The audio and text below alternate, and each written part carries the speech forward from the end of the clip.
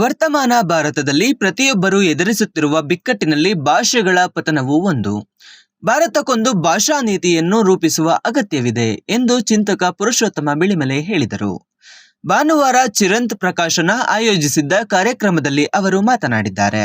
ವರ್ತಮಾನದ ಭಾರತ ಬಹಳ ತೀವ್ರವಾಗಿ ಎದುರಿಸುತ್ತಿರುವ ಬಿಕ್ಕಟ್ಟುಗಳಲ್ಲಿ ಭಾಷಾ ಪತನ ಕೂಡ ಒಂದು. ಭಾಷೆಗಳ ಅವಸಾನ, ನಾವೆಲ್ಲರೂ ಕೂಡ ನಮಗೆ ಗೊತ್ತಿಲ್ಲದ ಹಾಗೆ ಭಾಷೆಗಳ ಸಾವಿಗೆ ಸಾಕ್ಷಿಗಳಾಗ್ತಾ ಇದೆ. 2001ರಲ್ಲಿ 1,63,000 ಮಾತನಾಡ್ತಾ ಇದ್ದಂತ ಕೊಡವ ಭಾಷೆ 2011ರ ಸೆನ್ಸಸ್ ನಲ್ಲಿ 1,36,000 ತೋರಿಸ್ತಾ ಇದೆ. 10 ವರ್ಷದಲ್ಲಿ 30,000 ಕಡಿಮೆ ಆಗಿದೆ. 1882ರಲ್ಲಿ 55,000 ಜನ ಮಾತನಾಡುತ್ತಿದ್ದಂತ ಕೊರಗ ಭಾಷೆ 2011ರಲ್ಲಿ ಕೇವಲ 2,000 ಮಾತನಾಡುಗಾರರನ್ನು ತೋರಿಸ್ತದೆ. ಸೆನ್ಸಸ್ ನಲ್ಲಿ 2021-31 ಬರ್ಬೇಕಷ್ಟೇ. ಅಂಡಮಾನ್ನಲ್ಲಿ ಒಂದು ಭಾಷೆ 2020ರಲ್ಲಿ ಕೊರೋನಾದಲ್ಲಿ ಸತ್ತೇ ಹೋಯ್ತು. ಕೊಂಕಣಿ ಭಾಷೆ ನಾವು ತುಂಬಾ ಕಳೆದ ವರ್ಷ ನಾನು ಜ್ಞಾನಪೀಠ ಕಮಿಟಿಯಲ್ಲಿ ಕೆಲಸ ಮಾಡ್ತೇನೆ, ಸೆಂಟ್ರಲ್ ಕಮಿಟಿಯಲ್ಲಿ. ದಾಮೋದರ್ ಮೌಜು ಅವರಿಗೆ ಅವಾರ್ಡ್ ಕೊಟ್ವಿ. ಬಹಳ ಬ್ರಿಲಿಯಂಟ್ ರೈಟರ್ಸ್ ಆ ಭಾಷೆಯಲ್ಲಿ ಬರ್ತಾ ಇದ್ದಾರೆ. ಅದರ ಭಾಷೆ 6% ಪತನ, ಅದು ಕೆಳಗೆ ಹೋಗ್ತಾ ಇದೆ. ಆದ್ರೆ ಹಿಂದಿ ಅಂತ ಒಂದು ಭಾಷೆ 64% ಬೆಳವಣಿಗೆ ತೋರಿಸ್ತಾ ಇದೆ. 1971ರಿಂದ 2011ರ ನಡುವಿನ ಸೆನ್ಸಸ್ ನೀವು ನೋಡಿದ್ರೆ ಹಿಂದಿ ಭಾಷೆ 64% ಬೆಳವಣಿಗೆ ತೋರಿಸ್ತಾ ಇದೆ. ಒಬ್ಬ ಭಾಷೆಯ ವಿದ್ಯಾರ್ಥಿಯಾಗಿ ನನಗೆ ಸಂತೋಷವೇ ಅದು, ಅದ್ರ ಬಗ್ಗೆ ನಂಗೇನು ಬೇಜಾರಿಲ್ಲ.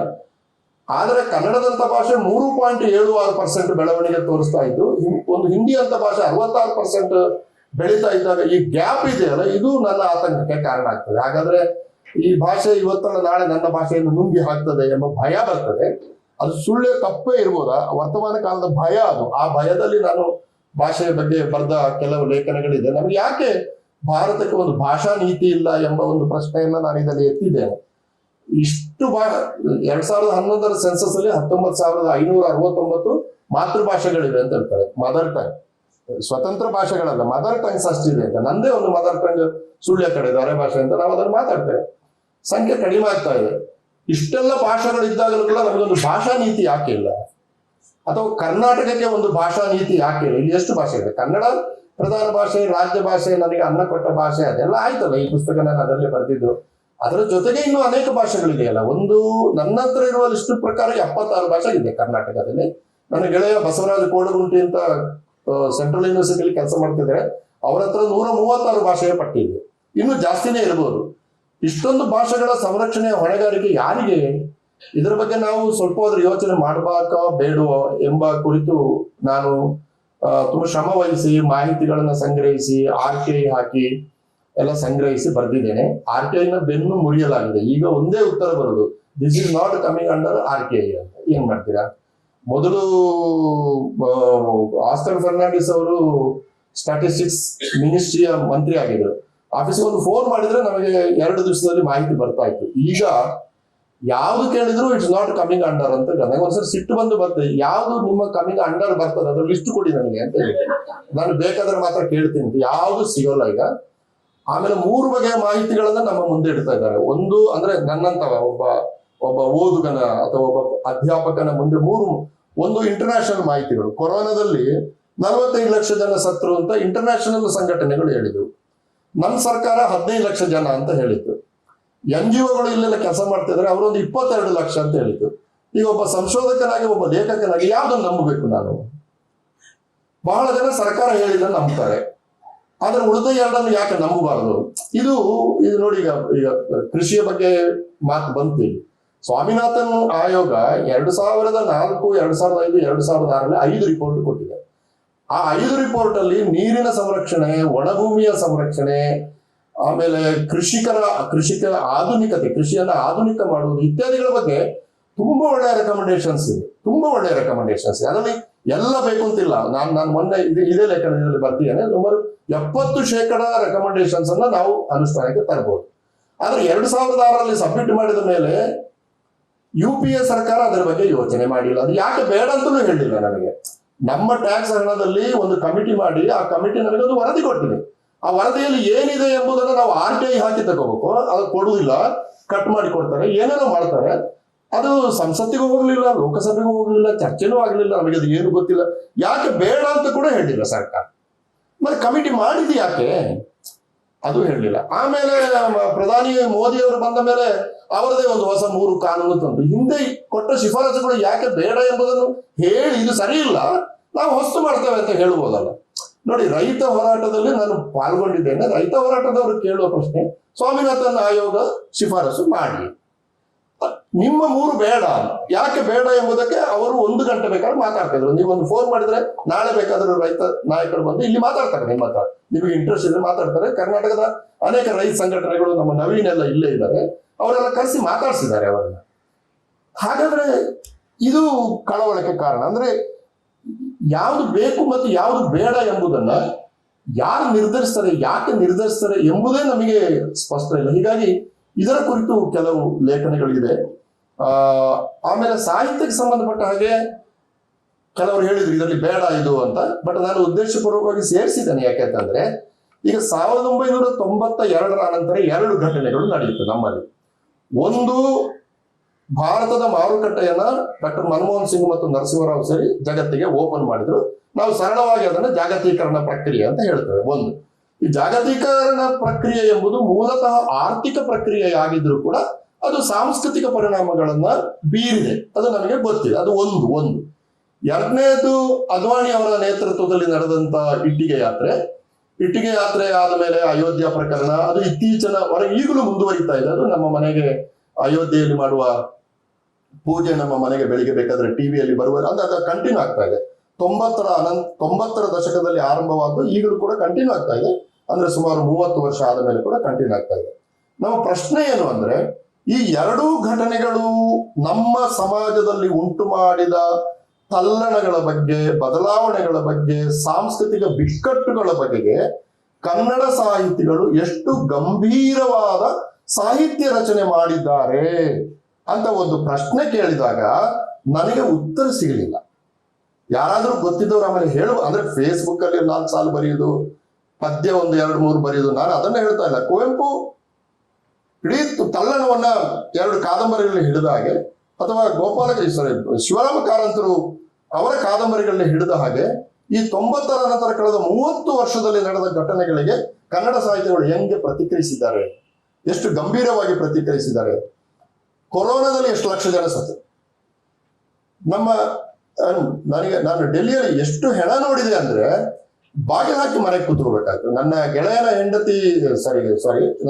ಹೆಂಡತಿ ತಾಯಿ ತೀರಿಯೋದು, ಹೆಣವನ್ನ ತಗೊಂಡೋದ್ರೆ 400 ಹೆಣ ಕ್ಯೂ ಅದು ಯಮುನಾ ಘಾಟಲ್ಲಿ. ಅವರು ನಮ್ಮ ನೋಡಿ ಒಂದು ಟೋಕನ್ ಕೊಟ್ಟರು, ಈ ಟೋಕನ್ ಇಟ್ಕೊಳ್ಳಿ ಸರ್, ನಿಮ್ಮ ಸರದಿ ಬಂದಾಗ ಫೋನ್ ಮಾಡ್ತೇವೆ ನಾವು, ಆಮೇಲೆ ನೀವು ಬನ್ನಿ ಅಂತ. ನಾನು ಅಲ್ಲಿ ಮುಂದೆ 200 ಹೆಣ ಇದೆ. ಆ ಹೆಣ ಸುಡುವಷ್ಟರಲ್ಲಿ ಎಲ್ಲಿ ಹೆಣ ಇಟ್ಟುಕೊಂಡು ಕಾಯೋದು? ಗಾದೆ ಇದೆಯಲ್ಲ, ಹೆಣ ಕಾದಂಗೆ ಕಾದಿವಿ ಅಂತ. ನಾವು ಹೆಣ ಕಾದಂಗೆ ಕಾದಿವಿ ನಾವು. ಆಮೇಲೆ ಇದು ಬೇಡ, ಇನ್ನೇನ್ ಮಾಡುದು, ಮನೆಗೆ ಹೋಗೋಣ ಅಂತ ಬಂದ್ವಿ. ಎಷ್ಟೋ ಮರು ದಿವಸ 11 ಗಂಟೆಗೆ ಬರ್ತೇವೆ, ಸರ್ ಆಪ್ಕ ಆಗ ಆಪ ಆ ಸಕ್ತಾ ಹೈ ನೈ ಭಯ್ಯ ಆಪ್ ಕರ್ ಲೋ. ಪುನಃ ಯಾರು ಹೋಗ್ತಾರೆ ಅಲ್ಲಿ ಯಮುನಾ ಘಾಟಿಗೆ. ಇದು ಕಂಡಿದ್ದು ನಾವು. ದೊಡ್ಡ ಪ್ರಯಾಣ, ಪ್ರಧಾನಮಂತ್ರಿಗಳು ಇದ್ದಕ್ಕಿದ್ದ ಹಾಗೆ ರಾತ್ರಿ ಅನೌನ್ಸ್ ಮಾಡಿದ್ರು. ಕೋಟ್ಯಾಂತರ ಜನ ಸಾವಿರಾರು ಕಿಲೋಮೀಟರ್ಗಳನ್ನ ನಡೆದ್ರು, ಬೀದಿಗಳಲ್ಲಿ ನಡೆದ್ರು. ನಾನು ಒಂದು ಫೋಟೋ ಹಾಕಿದೆ ಫೇಸ್ಬುಕ್ ಅಲ್ಲಿ.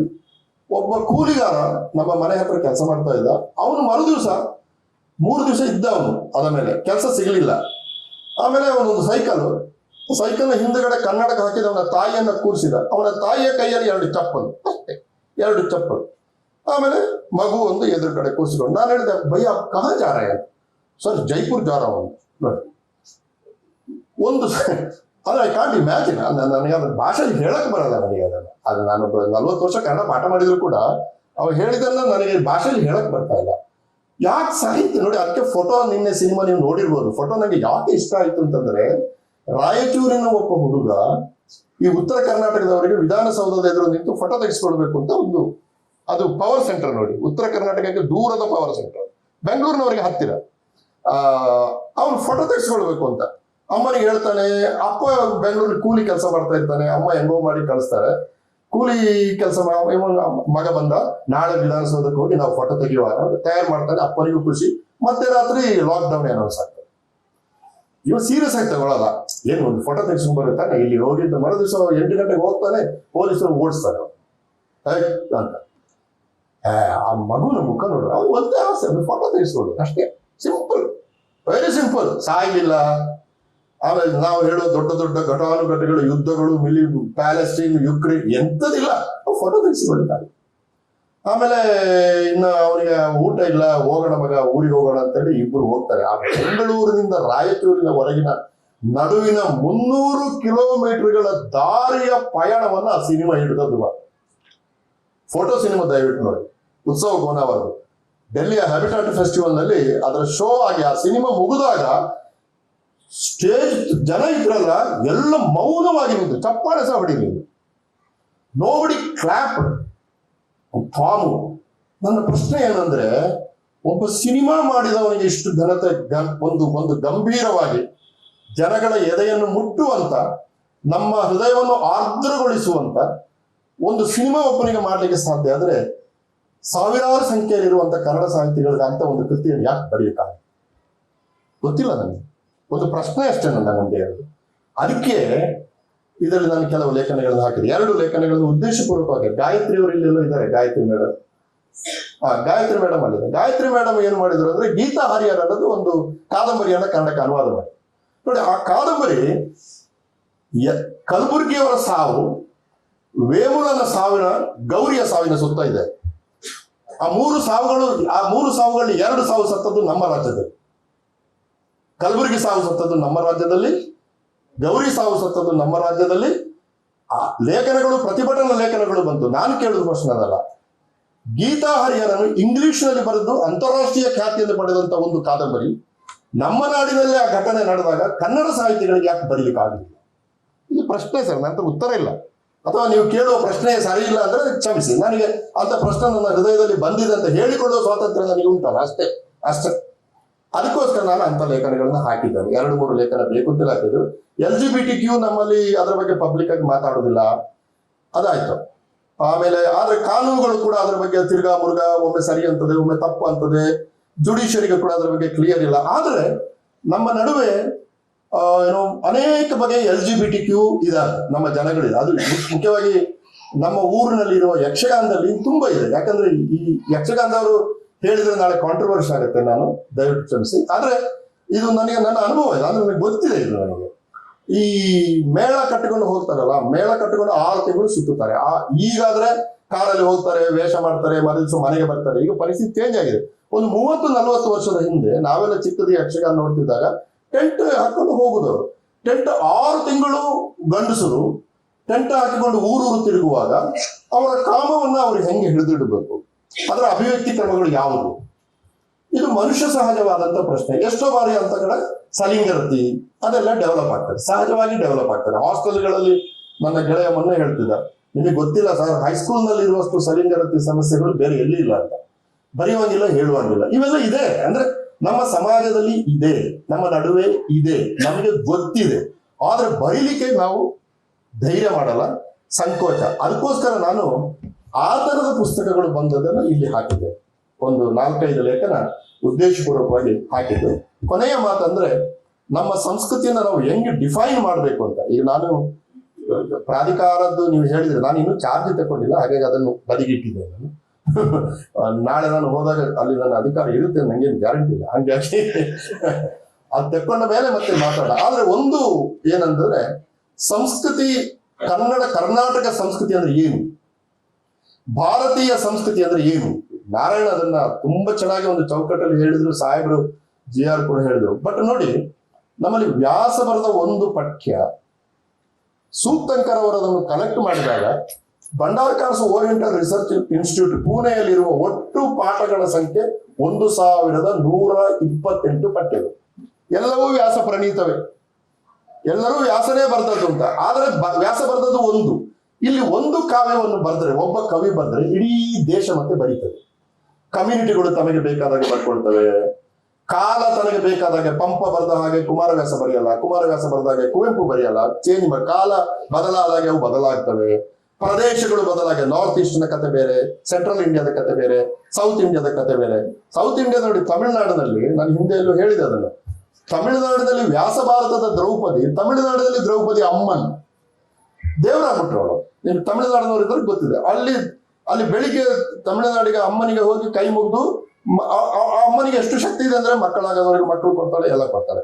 ತೆರುಕೊತ್ತಿನಲ್ಲಿ ಆ ದುಶ್ಯಾಸನ ಪಾತ್ರ ಮಾಡುವ ಇದ್ದಾನಲ್ಲ, ಅವ ಬೆಳಿಗ್ಗೆ ಹೋಗಿ ದ್ರೌಪದಿ ಅಮ್ಮನಿಗೆ ಕೈ ಮುಗಿದು ಬಂದಿರ್ತಾನೆ. ನೋಡಿ, ಒಂದು ಒಂದು ಒಂದು ಒಂದು ಕಾವ್ಯದ ಪಾತ್ರ ದೈವವಾಗಿ ನಮ್ಮ ನಡುವೆ ಇದೆ, ಭೂಮಿಯಲ್ಲಿ ಮೇಲೆ ಕಾಣ್ತಾ ಇದ್ದಾಳೆ. ಅವ ಹೋಗಿ ಕೈ ಮುಗಿತಾನೆ, ಇವತ್ತು ನಂದು ತೆರುಕೊತ್ತುಂಟು, ನಂದು ದುಶ್ಯಾಸನ ಪಾತ್ರ, ಅಮ್ಮ ತಾಯಿ ನೀನ್ ನನಗೆ ಆಶೀರ್ವಾದ ಮಾಡಬೇಕು ಅಂತೆಲ್ಲ ಮಾಡಿ ಬಂದಿರ್ತಾನ. ವೇದಿಕೆಗೆ ಸಾಯಂಕಾಲ ಬಂದ ಮೇಲೆ ಕೌರವ ಹೇಳ್ತಾನೆ, ಲೇ ಇವಳ ಸೀರೆ ಇಳಿ ಅಂತ. ಅವಳು ಹಿಂಗೆ ನಿಂತಿದ್ದಾಳೆ. ಬೆಳಿಗ್ಗೆ ಅದೇ ದ್ರೌಪದಿಗೆ ಕೈ ಮುಗಿದು ಬಂದಿದ್ದಾನೆ, ಈಗ ಹೆಂಗೆ ಸೀರೆ ಇಳಿಯೋದು? ಅವ ಏನ್ ಮಾಡ್ತಾನೆ ಗೊತ್ತಾ, ನಾನು ಇದನ್ನು ಮದುವೆಯಲ್ಲಿ ನೋಡಿದ್ದೇನೆ. ಲವಕ್ಕಂತ ದ್ರೌಪದಿಯ ಕಾಲಿಗೆ ಬೀಳ್ತಾನೆ ಸ್ಟೇಜಿಯಲ್ಲಿ ಬಿದ್ದು, ಅಮ್ಮ ತಾಯಿ ನಾನು ನಿನ್ನ ಸೀರೆ ಎಳಿಬಾರದು, ನೀನು ನಮ್ಮ ದೈವ ರಕ್ಷಕಿ, ನೀನು ನಮ್ಮ ಆರೋಗ್ಯ ಊರಿಗೆಲ್ಲ ಕಾಪಾಡ, ಆದ್ರೆ ನಾನೊಬ್ಬ ನಟ, ಇದನ್ನು ಮಾಡದೇ ಇದ್ರೆ ತಪ್ಪಾಗ್ತದೆ ಅಂತ ಹೇಳಿ ಅವಳ ಕ್ಷಮೆ ಕೇಳಿ ಈಚೆ ಬಂದು ಎನ್ನಡಿ ಅಂತ ಶುರು ಮಾಡ್ತಾರೆ. ನಿಮಗೆ ಒಂದೇ ಪ್ರಶ್ನೆ, ವ್ಯಾಸ ಎಂದಾದರೂ ತನ್ನ ಕಾವ್ಯದ ದುಶ್ಯಾಸನ ದ್ರೌಪದಿಯ ಕಾಲಿಗೆ ಬಿದ್ದ ಅನ್ನುವಂತ ಕನಸು ಕಂಡಿರುವುದಾ? ಭಾರತ ಅದನ್ನು ನಿಜ ಮಾಡಿದೆ, ಈಗಲೂ ಇದೆ ಅದು. ಇದು ಭಾರತ, ಇದು ಭಾರತ. 300 ರಾಮಾಯಣಗಳು ಪಠ್ಯವನ್ನ ಡೆಲ್ಲಿ ಯೂನಿವರ್ಸಿಟಿಗೆ ಇಟ್ಟಾಗ ಡೆಲ್ಲಿ ಯೂನಿವರ್ಸಿಟಿಯ ABVP ಹುಡುಗರು ಅದ್ರ ಪಠ್ಯ ಇಡಬಾರದು ಅಂತ ಅದನ್ನು ತೆಗೆಸಿದ್ರು ಸರ್. ಅದು ತೆಗೆಸೇ ಬಿಟ್ಟಿರೋದು. ನಮ್ಮಲ್ಲಿ 300 ರಾಮಾಯಣ, 3000 ರಾಮಾಯಣ ಇದೆ. ನನ್ನ ಅಮ್ಮನ ಹತ್ರ ತುಳು ರಾಮಾಯಣ ಇದೆ ನಮ್ಮಲ್ಲಿ. ನನ್ನ ಅಮ್ಮ ಒಂದು ಕಥೆ ಹೇಳ್ತಾ ಇದ್ರು, ದಲಿತರ ರಾಮಾಯಣಗಳು ಬಹಳ ಬ್ಯೂಟಿಫುಲ್ ಆಗಿದೆ. ದಲಿತರ ರಾಮಾಯಣದಲ್ಲಿ ಹೆಚ್ಚಿನ ದಲಿತರ ರಾಮಾಯಣದಲ್ಲಿ ಸೀತೆಯನ್ನು ಮದುವೆ ಆಗುವುದು ಲಕ್ಷ್ಮಣ, ಆಮೇಲೆ ಅವ ಅಣ್ಣನಿಗೆ ಕೊಡ್ತಾನೆ, ಅದು ಬೇರೆ.